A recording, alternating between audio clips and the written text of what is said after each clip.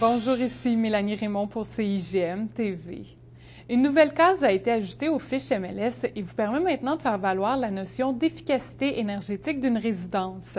Cette nouveauté vous permet notamment d'indiquer si la propriété a obtenu une cote Énerguide dans le cadre du programme Réno-Climat.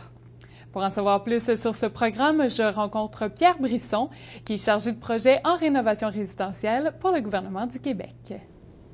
Pierre Brisson, bonjour. Merci d'être avec nous aujourd'hui. Bonjour, ça me fait plaisir. Pouvez-vous nous expliquer qu'est-ce que le programme Réno-Climat? Le programme Réno-Climat, c'est un programme qui s'adresse aux propriétaires de maisons existantes.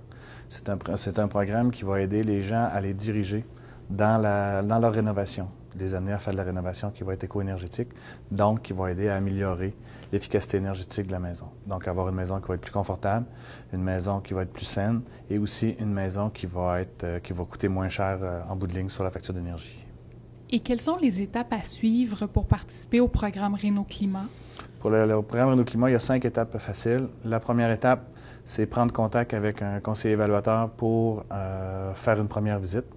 Lors de cette première visite-là, le conseiller fait le tour de la maison, évalue la maison en faisant un test d'infiltrométrie avec un infiltromètre.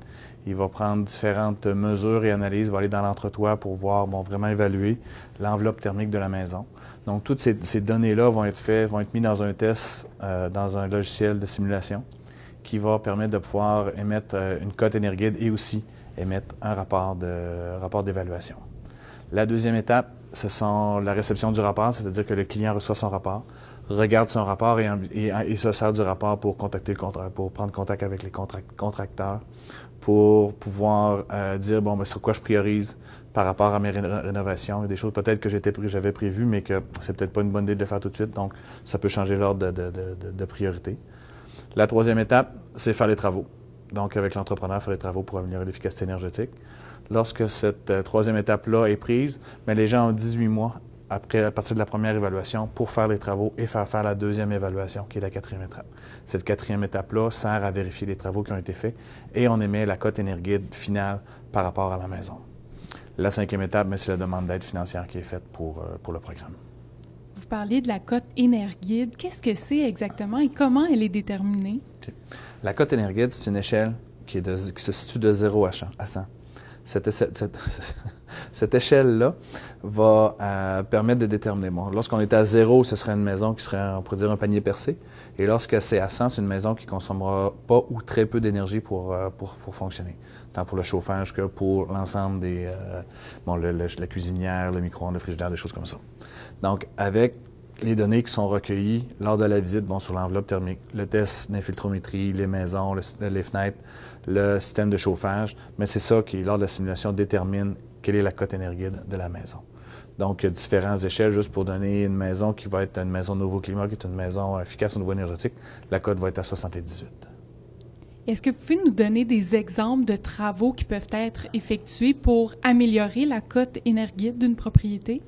Il n'y a pas vraiment de travaux précis pour dire, si j'augmente dans mon entretoit, je rajoute 30 cm de laine, ça va augmenter ma cote de tant de points.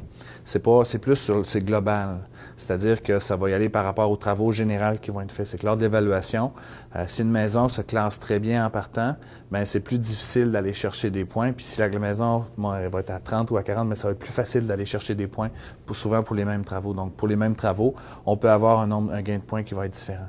Donc, ça peut être ce qui va aider à aller chercher des points, sans pouvoir dire, c'est 3 points ou 4 points, ça va être réisoler les murs.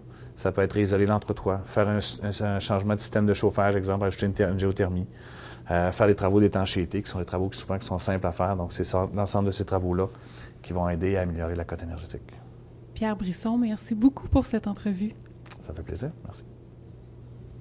La nouvelle case ajoutée sur les fiches MLS vous permet non seulement d'indiquer si la propriété a reçu une cote d'efficacité énergétique, mais aussi de préciser si elle est certifiée Nouveau Climat. Nous vous présenterons d'ailleurs une vidéo sur cette certification au cours des prochaines semaines. Ne la manquez pas. Ici Mélanie Raymond pour CIGM TV. À la prochaine!